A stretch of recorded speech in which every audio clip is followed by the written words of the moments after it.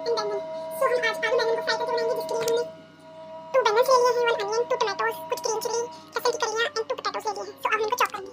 सो अब हम इनको चॉप करते हैं, फिर एक एक करके फ्राई करते हैं। सो चॉपिंग हमारी हो गई है। हमने बैंगन को भी छोटे-छोटे स्लाइसेस में कर लिया है एंड हमने आलू को भी छोटे-छोटे स्लाइसेस में कट कर लिया है। हमने कढ़ाई में ऑयल डाल दिया है, हमारा ऑयल गर्म हो चुका है।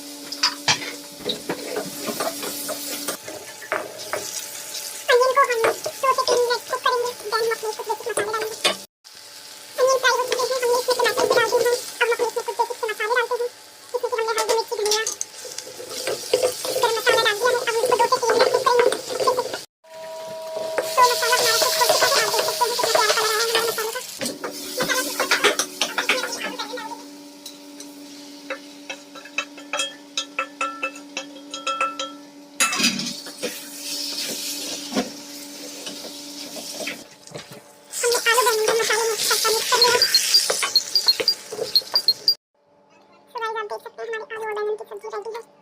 ये कुछ आलू और बैंगन के भरते की तरह है और ये खाने में बहुत ही ज़्यादा अमेजिंग एंड टेस्टी लगेगी। आप भी अपने